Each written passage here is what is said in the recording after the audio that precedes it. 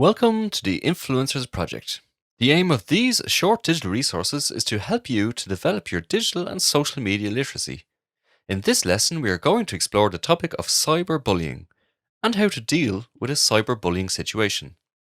This team is meant to encourage youth living with a disability or a long term health condition to take an active, positive role and be an upstander, helping to create supportive online communities. The definition of cyberbullying in the EU has not been agreed on.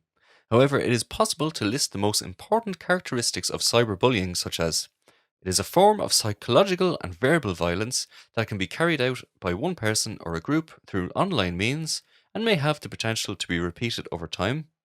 It exhibits imbalance of power and may be a symptom of transmitted violence, which means that both sides may have serious lasting problems, and the victim cannot defend themselves, and their powerlessness might be enhanced by the perpetrator's anonymity and a lack of control over public content. However, it can also happen in a private interaction or be exposed to public.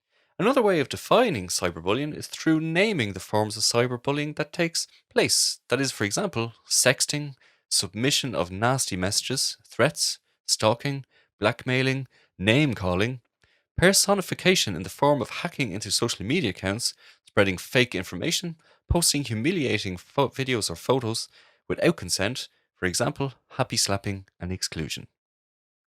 It is important to bear in mind that by definition, cyberbullying is not a sporadic, incidental aggression.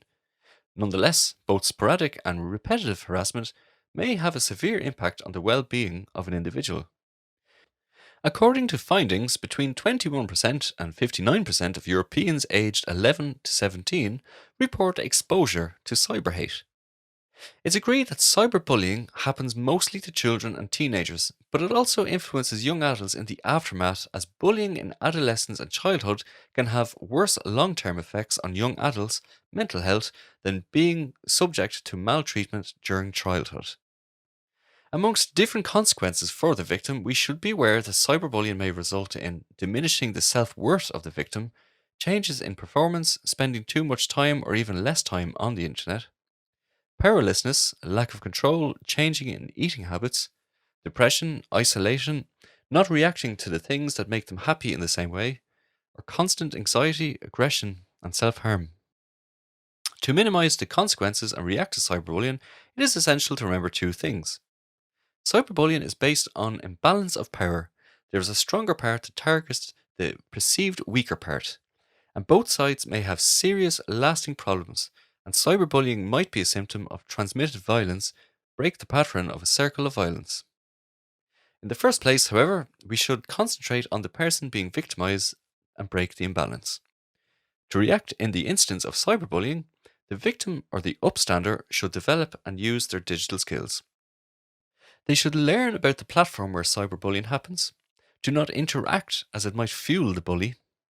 Save the evidence, for example, by taking screenshots. Delete the content or block the sender. Inform the moderators of the online service and ask for action. Change the passwords, or hold the perpetrator accountable in the face of the authorities. While being an influencer, you can also be vocal about cyberbullying happening on your channels. Set anti-bullying community guidelines. Check in with your followers and be a role model. Create a social campaign on the consequences of cyberbullying. You should remember to not share violent content, react to any signs of cyberbullying, report unwanted interactions to the platform moderators. It is also recommended to refer to external authorities and use anti-bullying software, i.e. Rethink. You have now completed this short video which looked at the basics of the topic of cyberbullying and how to deal with a cyberbullying situation. For more resources that will help you to develop your digital and social media literacy, please visit the Influencers Project website at www.influencersproject.eu.